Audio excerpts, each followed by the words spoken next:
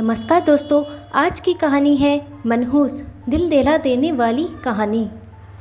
नैना college campus में बैठी थी। जब उसकी क्लास पूरे हुए तो वह अपनी सहेली के साथ बातें कर रही थी। उसे रास्ते से जाते समय सावित्री दिखी। सावित्री को आवाज़ दी, सावित्री इधर आओ। नैना की आवाज़ सुनते ही सावित्री नैना के पास गई। दोनों बातें करने लगी। बातचीत के दौरान अचानक नैना को याद आया कि उसने सुना है कि सुमन ने आत्महत्या कर ली है। इस बारे में सावित्री से जानना चाहा। सुमन, नैना और सावित्री तीनों ही बचपन की सहेली थी। सावित्री और सुमन दोनों एक दूसरे की पड़ोसी थी। नैना दूसरे गांव में रहती थी।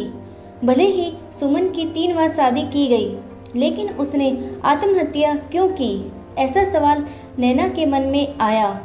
दरअसल वह अपनी प्यारी सहेली की आत्महत्या से बेहद दुखी थी।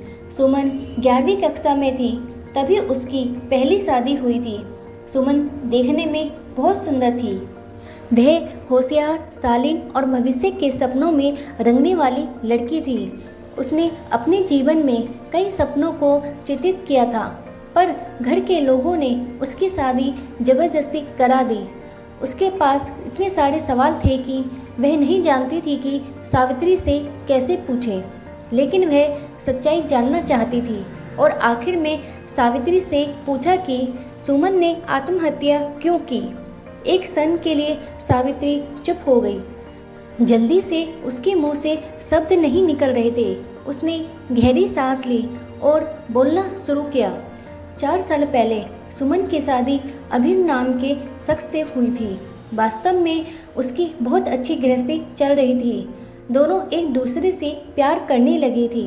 अभीर और उसके परिवार के सभी सदस्य अच्छे स्वभाव के थे। जैसा उसने सपनों में जोड़ीदार सोचा था, वैसा ही उसे अपना पार्टनर मिला था। उसके घर की स्थिति मध्यम थी। अभीर का एक छोटा सा होटल था। उसमें से उसके सारे खर्चे बांट देने के बाद कुछ पैसे बच जाते थे। घर की हालत बहुत साफ सुथरी थी। एक दिन वह होटल से बाइक पर आ रहा था। एक बड़ी कार से उसका बहुत बड़ा एक्सीडेंट हो गया। उस हादसे के बाद अस्पताल ले जाया गया, लेकिन सिर में गंभीर चोट लगने के कारण इलाज के दौरान उसकी मौत हो गई। सुमन को बहुत दुख हुआ, लेकिन उसके ससुराल वालों को गलतफहमी थी कि अभीर की दुर्घटना सुमन की वजह से हुई। वह मनहूस है, ऐसा उनको लगता था। उनमें से कोई भी उसे समझ नहीं पाया। अभीर के जाने के बाद कुछ दिनों के भीतर ही सुमन को घर से निकाल दिया गया। उसे घर से बाहर निकालने के बाद वह मायके गई और कुछ दिन मायके में ही रही। लेकिन आसपास पड़ोसियों में चर्चा होने लगी। जब वह बाहर निकलती तो लोग हमेशा उसे ताने मारते। सभी बहुत परेशान हुए। इस वजह से उसके माता पिता ने फिर से उसके लिए रिश्ता ढूंढने लग गए। ऐसे में उन्होंने जल्दी में अमोल नाम से शादी करवा दी। अमोल बहुत बुरा आदमी था। दारू पीता था, कुछ काम धंधा नहीं करता था, चोरी करता, मारपीट करता। उसका रोजाना यही काम था। इस सब से सुमन को बहुत दुख होता था, पर वह कुछ नहीं कर सकती थी। एक बार एक रात को वह देर से घर आया और जल्दी जल्दी में घर में कुछ ढूंढने लगा। सुमन ने उसे पूछा, पर उसने कुछ भी नहीं बोला।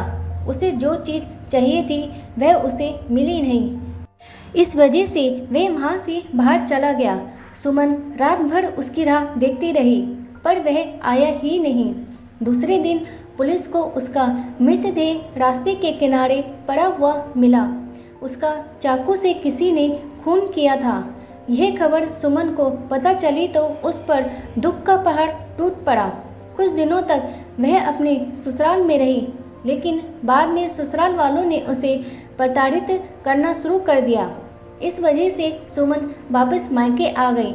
घर आकर कुछ दिन ऐसे ही बीत गए। हर दिन आ रहा था और जा रहा था, लेकिन सुमन की स्थिति वही थी। उसकी तरफ देखा नहीं जा रहा था। उसका परिवार उसकी स्थिति को सहन नहीं कर सके, इसलिए उन्होंने उसकी वापस शादी करने का फैसला किया। उसके लिए रिश्ता ढूंढने लगे। उनके रिश्तेदारों में गौतम नाम का लड़का था। उसकी पहले से ही एक बार शादी हो चुकी थी और गौतम से सुमन की शादी करवा दी। सुमन खुश थी, लेकिन जल्द ही उसकी खुशियों को नज़र लग गई।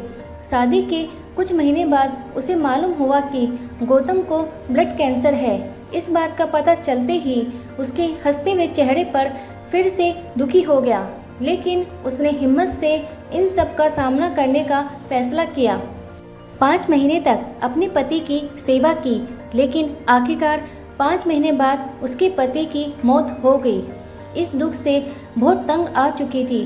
कुछ दिन बीत गए, लेकिन बाद में ससुराल वालों ने उसकी जिम्मेदारी लेने से इनकार कर दिया। उसे घर से निकाल दिया।